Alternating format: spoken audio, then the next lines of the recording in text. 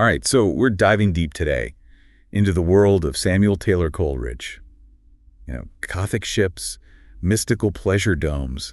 We might even encounter a few opium dreams along the way. Sounds a little intense. It's going to be a wild ride.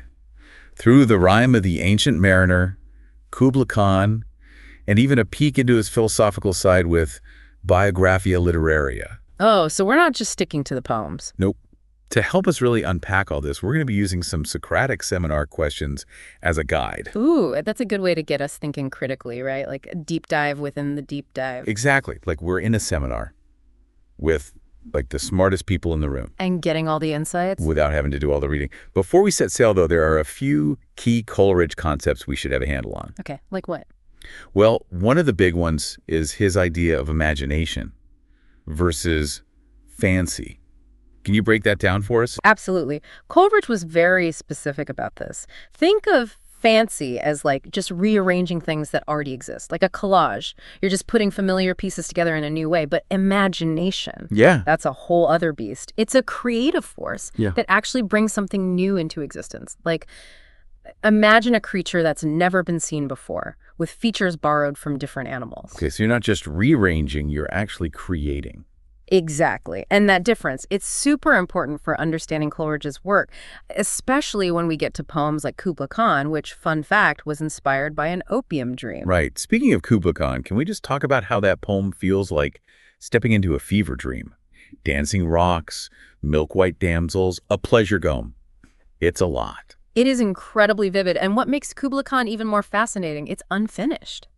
Wait, seriously? Yeah, Coleridge said he woke up from his dream and started writing it all down, but got interrupted. So what we have is just a fragment of what he originally envisioned. That's right. And that raises an interesting question. What does it mean for a work of art to be incomplete?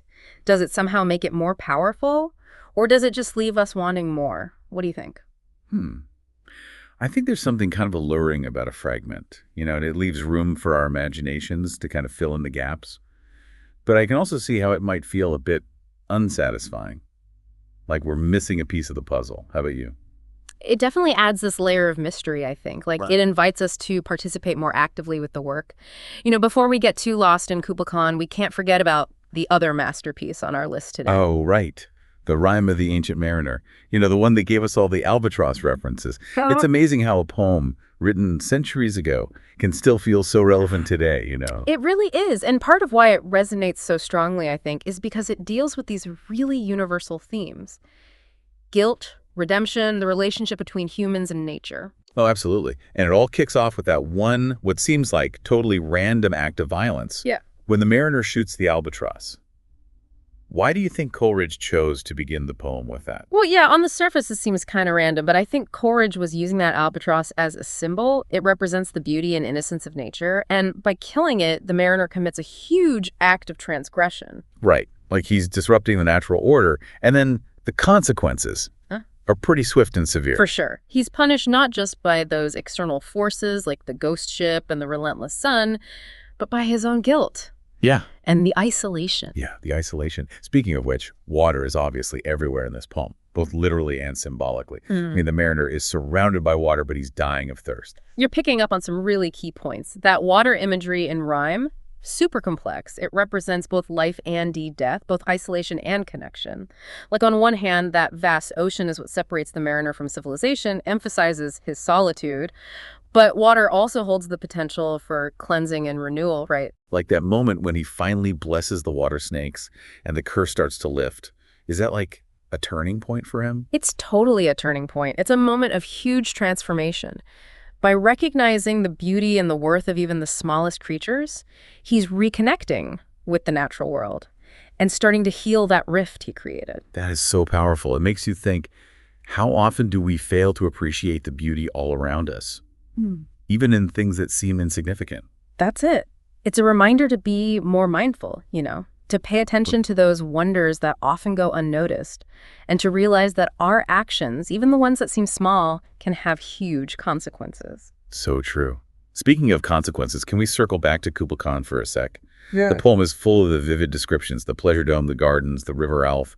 What's going on with all that imagery? Is it just like pretty decoration, or is there something deeper there? Remember that distinction we talked about earlier? Fancy versus imagination. Yeah. I think Kubla Khan is a perfect example of imagination at work. Those images aren't just there for aesthetics, they're symbolic representations of more complex ideas. So the pleasure dome isn't just a building. It's a symbol of something more profound. Yeah, it could represent artistic creation, the power of the human imagination to build something beautiful and lasting. And the river Alf flowing through this paradise, that could symbolize the flow of creativity, the inspiration that fuels artistic expression. Okay, wow. It makes me want to go back and reread the poem with, like, fresh eyes, looking for those hidden meanings. I think you'll be surprised by what you discover. Okay, before we get completely lost in a Coleridge-induced trance, should we move on to those Socratic seminar questions? Let's do it. Okay. First one. In the rhyme of the ancient mariner, the mariner's crime against the albatross breaks his harmony with nature, which leads to suffering and eventually redemption. Drawing on Coleridge's ideas in Biographia Literaria, how might the mariner's journey symbolize humanity's failure and then restoration of the imaginative connection to the natural world? That's a great place to start. You know, the mariner shooting the albatross. We can see that as a metaphor for how humanity has disconnected from nature. We often act without considering the consequences. Just like the mariner.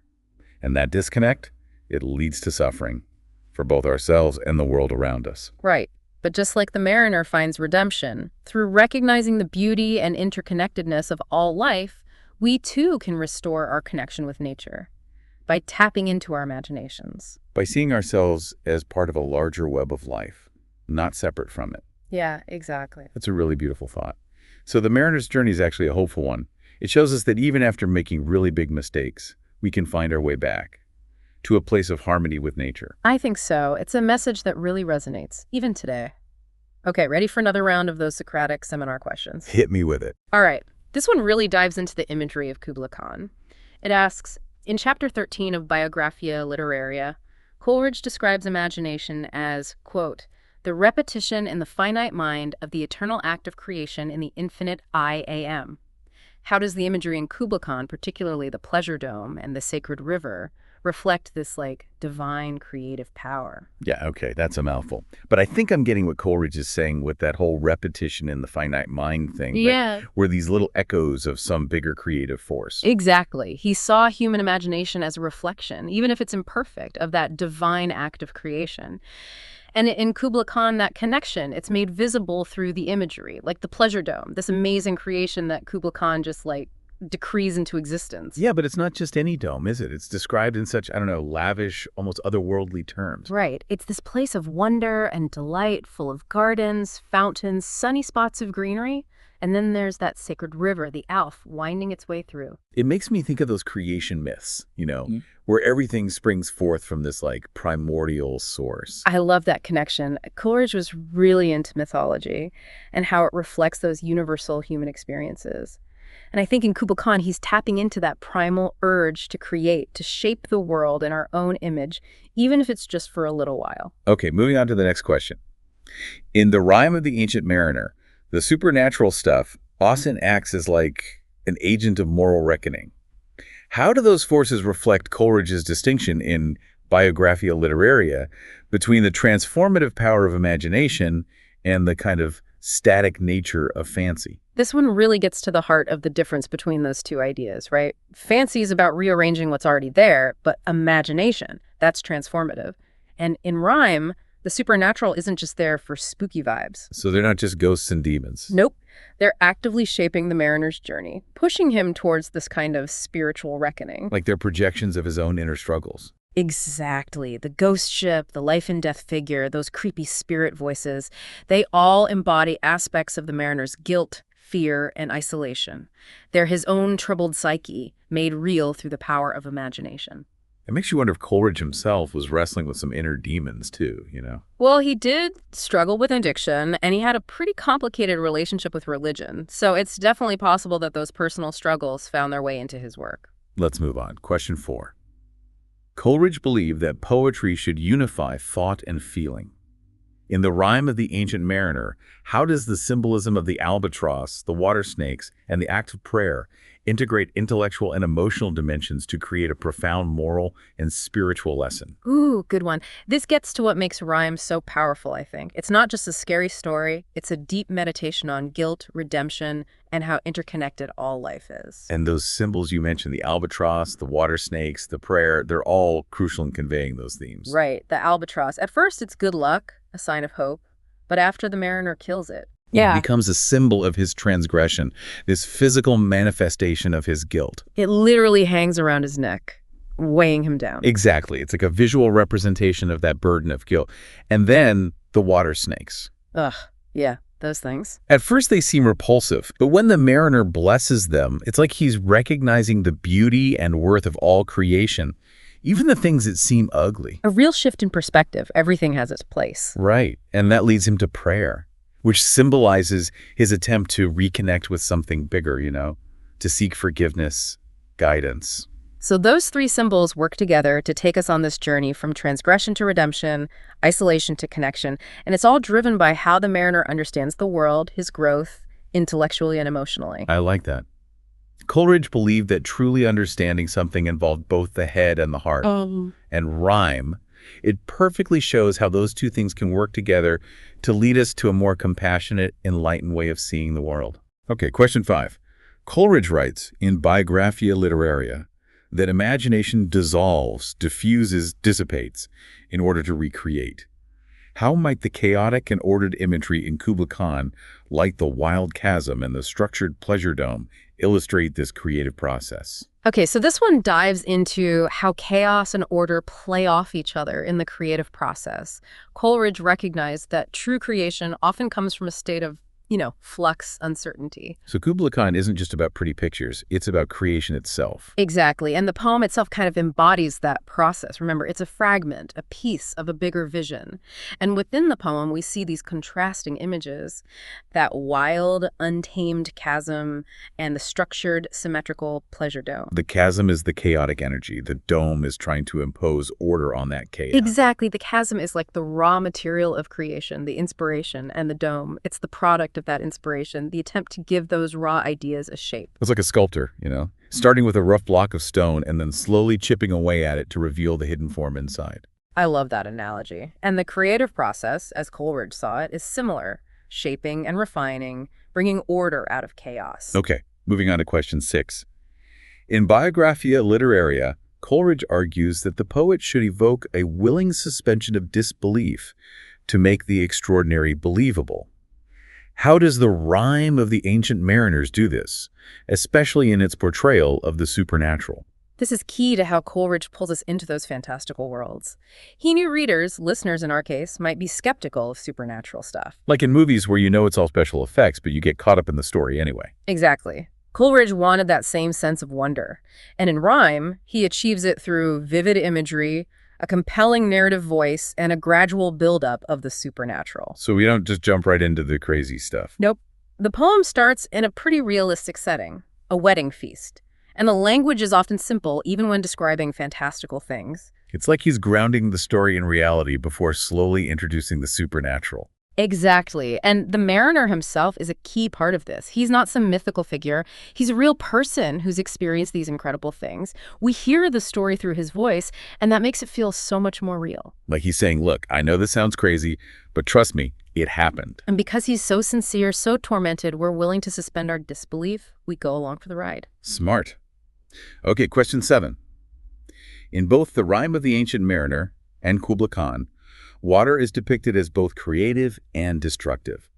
How does this reflect Coleridge's belief in imagination's power to unify and transform? Water is such a powerful symbol, and in Coleridge's work, it's even more complex. It represents that duality in life, how life and death, creation and destruction are often intertwined. So how does that duality connect to his ideas about imagination? Well, think about water. It can give life and it can destroy. It nourishes us, but can also drown us, wipe out entire civilizations. Powerful and terrifying, both at the same time. Right.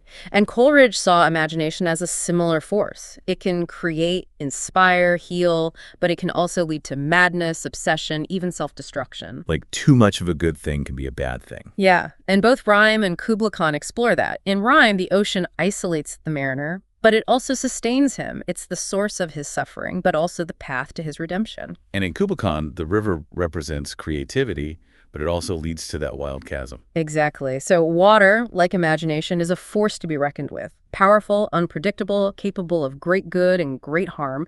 And by engaging with that force, wrestling with its contradictions, we can truly grow. All right, question 8. In Biographia Literaria, Coleridge emphasizes poetry's capacity to integrate reason, emotion, and spirituality. How does the mariner's transformation in the Rime of the Ancient Mariner, marked by his blessing of the water snakes, reflect this romantic synthesis? This gets to the core of what Coleridge thought poetry could do. He saw it as a way to bring together the different parts of being human, our intellect, emotions, spiritual longings, not as separate things, but woven together for a more holistic understanding of the world. And the mariner's transformation is a perfect example. Totally. Think about his journey. Initially, he acts impulsively, shooting the albatross without thinking.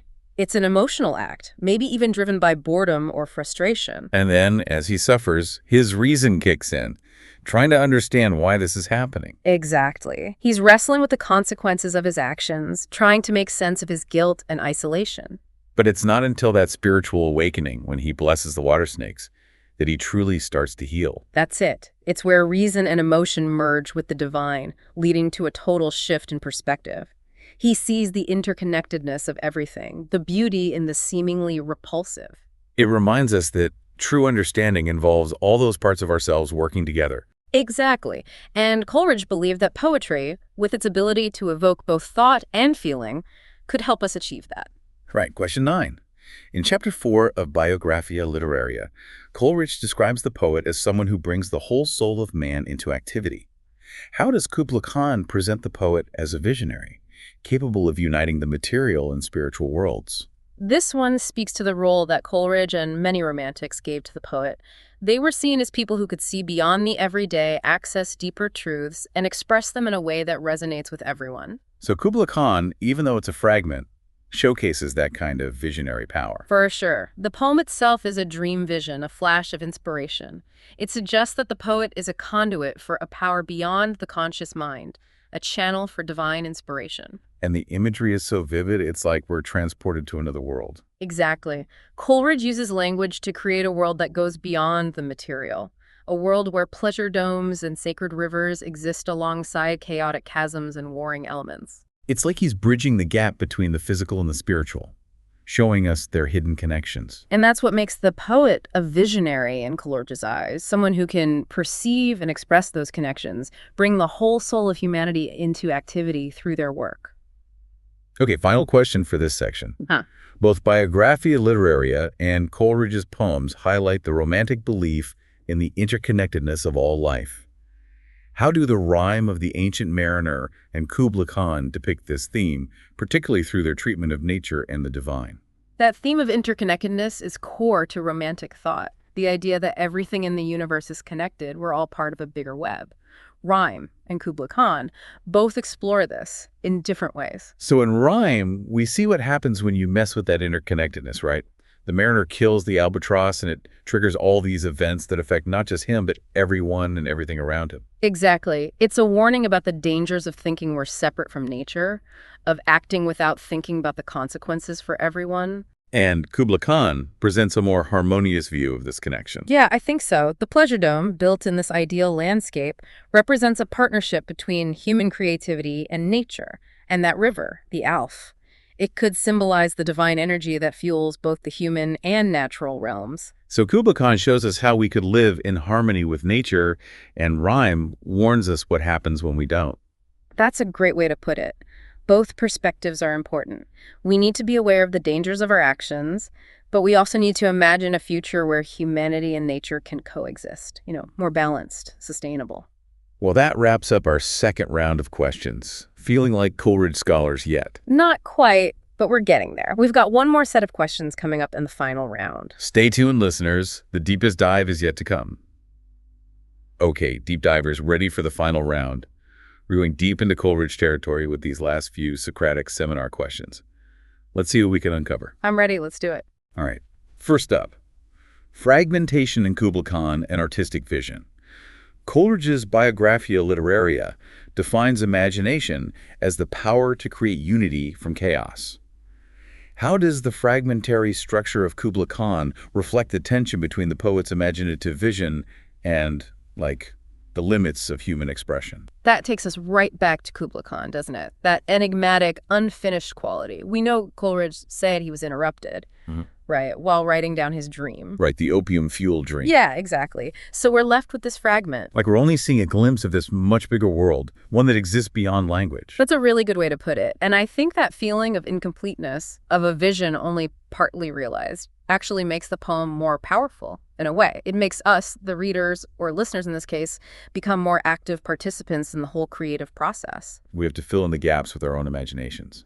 Exactly. And that tension between the poet's big vision and what he can actually express, I think every artist struggles with that. How do you translate inspiration, insight into something tangible that others can experience? That's a good point. Okay, next question. Frame narrative in The Rime of the Ancient Mariner. How does the frame narrative of The Rime of the Ancient Mariner, the mariner's telling his story to the wedding guest, relate to Coleridge's claim in Biographia Literaria that poetry should engage the reader's imagination to evoke empathy and transformation? Ah, this one. It highlights how smart Coleridge's narrative strategy is, that frame narrative. With the mariner telling his story to this basically captive wedding guest, it does so much more than just set the scene. It really pulls us in, makes us feel like we're right there listening to this strange confession. Like we're eavesdropping on something we're not supposed to hear. Exactly. And that immediacy, that feeling of intimacy, it breaks down our resistance. We're more willing to suspend our disbelief, go on this journey with the mariner because it feels personal, real. Like he's pleading with us. Look, I know this sounds crazy, but I need to tell you this. It's changed me, and it might change you too. And that's exactly what Coleridge wanted his poetry to do, to change the reader, the listener. Through imagination, empathy. The wedding guest's transformation, from skeptic to someone in awe, is a model for what Coleridge hoped his readers would experience. Okay, next one. Reality and the supernatural. In Biographia Literaria, Coleridge makes a distinction between the symbolic depth of dreams and the external fears evoked by, ghost stories. How does The Rime of the Ancient Mariners balance symbolic dreams, the mariner's vision of redemption, with those external terrors of the supernatural? This one's interesting. It gets into Coleridge's fascination with dreams, the way they blur the lines between what's real and what's supernatural. He thought dreams could reveal hidden truths, tap into our deepest fears and desires. So the supernatural in rhyme isn't just there to scare us. It's reflecting something deeper about the mariner. Exactly. The ghost ship, those figures, the voices, they're all projections of the mariner's guilt, fear, and isolation, made real through his imagination and ours. Like his inner turmoil is literally taking shape, becoming those terrifying things. Right. And that's why rhyme is so much more than a ghost story. It's a psychological thriller, a spiritual journey, all in one. All right, on to question 4. Imagination versus fancy in Kubla Khan. In Biographia Literaria, Coleridge describes imagination as transformative and fancy as just associative. How does Kubla Khan embody imagination through its creation of a vivid symbolic world rather than just describing a dreamscape? Back to that key difference, right? Imagination versus fancy. For Coleridge, imagination wasn't just pretty pictures. It was a force that creates something new, something with real meaning. And Kubla Khan shows that in action. Absolutely. It's not just a retelling of his dream. He takes those images and shapes them into this symbolic landscape. It's beautiful, but also unsettling. Familiar yet strange. A world with its own internal logic that makes us question reality, the nature of creativity. He's creating a whole new mythology, almost, Yes. with symbols and archetypes that have a deeper meaning. Exactly. Those symbols, the dome, the river, the chasm, they're not just random. They embody complex ideas about creation, about our relationship with nature, the tension between order and chaos. Okay, next up. Romantic values in the mariner's transformation. Coleridge's essays argue that imagination is a moral force, one that can reconcile us with nature and the divine. How does the mariner's journey in The Rime of the Ancient Mariners illustrate this, especially through his redemption? This question highlights how Coleridge saw imagination as ethical, not just aesthetic.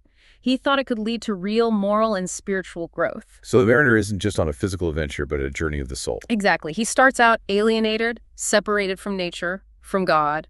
Killing the albatross is a symbol of that, of his egotism, his disregard for life. And as he suffers through those supernatural encounters, he has to face his own darkness, his part in how broken the world is. Right. And through that confrontation, self-examination, his imagination starts to awaken. He sees how interconnected everything is, the beauty even in things that seem ugly. I mean, that leads him to repent, Yeah. to want to reconnect with nature, with God. Exactly. Blessing the water snakes symbolizes that empathy, recognizing the worth of all creatures. And that act of blessing, acknowledging something bigger than himself, leads him to forgiveness, to redemption. Okay, question 6. Repetition as a philosophical tool. Coleridge uses repetition in The Rime of the Ancient Mariner to emphasize key themes. How does this reflect his belief in Biographia Literaria that poetry should create unity and harmony from different elements? This one gets at how skillfully Coleridge uses language. He knows how to shape the reader's experience. Yeah. Repetition was one of his favorite tools. And in rhyme, he uses it to create this hypnotic effect, draws us deeper into the mariner's world. So those phrases he repeats like water, water everywhere, or alone, alone, all alone, they're doing more than just emphasizing. Absolutely. They create a rhythm, an incantation, pull us into the poem's emotional landscape, and they reinforce those themes of isolation, despair, the longing for connection. They become like a mantra, echoing what's going on inside the mariner. Yeah, and by repeating those themes, weaving them together with language, Coleridge creates a sense of unity. He shows how different elements, the natural, the supernatural, the psychological, can all come together to create something powerful and unified. Okay, next. Tension in the creative process. In Biographia Literaria, Coleridge writes that imagination struggles to idealize and unify. How does the tension between creation and incompleteness in Kubla Khan reflect his views on the challenges of artistic vision? This speaks to how hard creating something can be. That struggle between inspiration and actually making it happen. Kubla Khan, with its fragmented structure, it embodies that struggle so well. It's like we're seeing how messy and unpredictable inspiration can be. Exactly. The poem itself is a fragment, a piece of a larger vision. And that incompleteness shows the limitations of language, that we can't fully capture the vastness of imagination. Like trying to describe a dream. You remember the feeling, but the details are always slipping away. And yet, even incomplete, Kubla Khan is powerful. It shows us that even a fragment can be beautiful, and that creating something, that process itself, is worth it, even if you don't always finish what you start. All right, moving on. The albatross and moral philosophy. In The Rime of the Ancient Mariner, the albatross starts as a symbol of innocence, then becomes a burden of guilt, and finally a catalyst for redemption. How does this reflect Coleridge's ideas on moral and imaginative transformation as he discusses in Biographia Literaria? The albatross, such a powerful symbol. And how it changes throughout the poem, it mirrors the mariner's own spiritual journey. So walk me through that. How does the albatross's meaning change? At first, it's good luck, a sign of hope. But then, when the mariner kills it, it becomes the symbol of his transgression, a weight of guilt he carries, literally. A constant reminder of what he's done, of his broken connection with nature. Exactly. But as the mariner changes, spiritually, the albatross changes too. It becomes a symbol of hope again, a reminder that redemption is possible. So it's more than just a bird. It reflects the mariner's moral and spiritual state. Exactly. It embodies that complex relationship between guilt, redemption, and the power of imagination to transform us. Okay, next question. Humanity's place in nature. Coleridge believed that poetry could restore humanity's sense of unity with the natural world. How do the supernatural elements in The Rime of the Ancient Mariner and the imagery of Kubla Khan reveal humanity's struggle to reconcile with nature? This one goes deep into romantic thought, that whole concern with how we relate to nature. Coleridge, like others of his time, felt that modern society had become disconnected from nature, and that it was bad for us, both individually and as a society. So both Rime and Kubla Khan explore that theme in different ways. Absolutely. In Rime, we see what happens when we violate the natural order.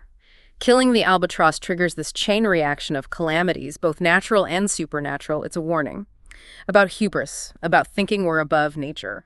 And the supernatural elements in Rime, are they manifestations of nature's power? Or are they projections of the mariner's guilt and fear? That's a great question. I think they're both. They represent the power of nature, but they also reflect the mariner's inner state. Like, Nature is responding to what he's done, but his own mind is creating those images too. So it's a two-way street Yeah. between the inner and outer worlds. Exactly. It's what makes rhyme so multi-layered. It's not just about nature, it's about the human psyche, how our thoughts and actions shape how we see reality. And Kubla Khan, where does it fit in? Kubla Khan offers a more idealized vision of that relationship between humans and nature. That pleasure dome in its perfect landscape, it represents harmony between human creativity and the natural world. It shows what's possible when we see ourselves as part of nature, not separate from it. But there's also that chasm lurking underneath. Right. The chasm reminds us that nature is wild, unpredictable. We can't control it no matter how hard we try. So even in that ideal vision, there's this acknowledgement of human limitations, a respect for the mystery of nature. Okay, last question. Isolation as a path to insight. In the rhyme of the ancient mariner, being isolated is central to the mariner's transformation. How does this reflect Coleridge's ideas in Biographia Literaria about imagination's ability to go beyond personal suffering and connect with universal truths? This brings us back to imagination, right?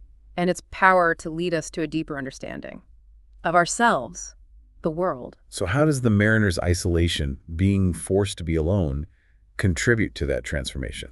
At first, that isolation is punishment, a consequence. He's separated from everyone, from society, forced to confront his own guilt, his despair. Solitary confinement for the soul. Exactly. But it's through that isolation, strangely, that he starts to see more clearly. Without distractions, he has to look inward, confront his own darkness, and find a way to redeem himself. So it becomes a catalyst for introspection, for spiritual growth. Right. And through that introspection, through engaging his imagination, he taps into these universal truths. He sees the interconnectedness of everything. He finds a way to heal, to reconcile. Wow, that's powerful. Even when we feel most alone, our imaginations can connect us to something bigger, help us find meaning, even in suffering. That's what makes Coleridge so timeless. He speaks to those universal human experiences in a way that goes beyond time and place. Well, folks, there you have it. Our deep dive into Samuel Taylor Coleridge is complete. We've explored his poetry, unpacked his ideas about imagination, nature, and tackled some seriously thought-provoking questions.